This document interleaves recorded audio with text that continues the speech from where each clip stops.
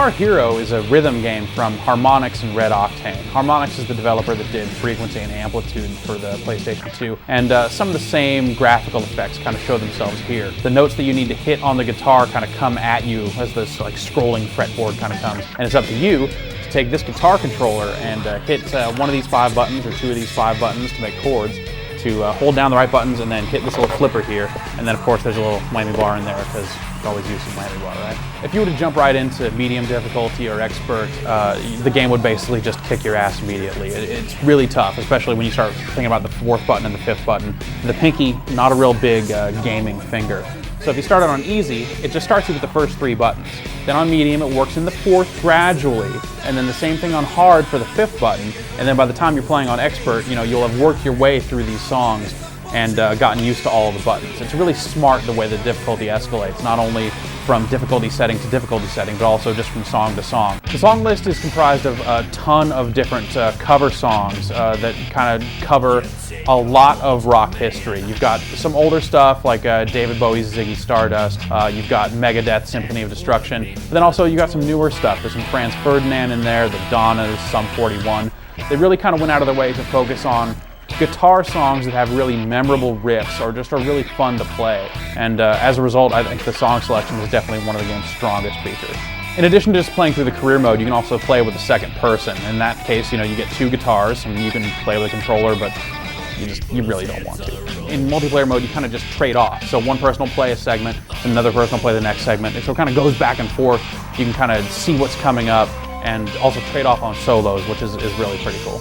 The game rewards you for basically playing every note. As you play more notes in a row, you'll build up like a combo multiplier that will get you more points. In addition to that, there's some notes that actually have little stars on them. And when you get those, you get star power. And you get your star power meter up to a certain point. You can activate star power by tilting the guitar up and kind of, it helps you make rock face. This point is cool. And once you activate star power, it doubles the multiplier, and also it kind of moves your rock meter back up really quickly. And the rock meter is basically the meter that keeps you alive. If it drains from you missing too many notes in a row, the song ends. So you want to keep that up as often as possible. I think my favorite parts about the game's presentation is in the final arena, there's a gigantic Viking that's just like there, and he's kind of moving a little bit. There's this gigantic Viking that's part of like the stage backdrop in this big rock arena. But every little area kind of has their own thing going on. You start out in a basement party scene, and you see a lot of people in the crowd there, but then you kind of work your way up through tours and get to these larger environments. It's really a great looking game.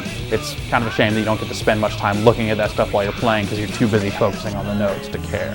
The game also has a really good sense of humor to it. Most of this comes through in the game's loading screens, which kind of give you really helpful tips about being in a band, like if anyone in the band insists on wearing a white belt, kick them out of the band, which totally true.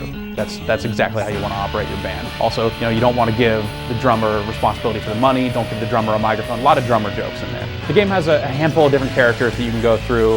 You've got some kind of, your standard kind of alternative rock goth chicks. You've got your Oasis-looking guy, and then there's my favorite, which he's just this denim jacket wearing, big, bulky, just bohunk Hesher, just like doing his thing, just headbanging, playing guitar. But then you can also unlock some characters like Death, because we all know the place that Death, the grim frickin' Reaper, has in rock. So they definitely get some of that kind of Dark Lord thing going too. To get the game and 1 guitar controller is going to run you $70, and then if you want a second guitar controller, it's going to be another $40. But that said, that's kind of par for the course when it comes to the genre. There's always going to be some crazy controller you're going to need to get, and these crazy controllers are well made and definitely are what make the game exciting. For that price, this game's definitely worth it.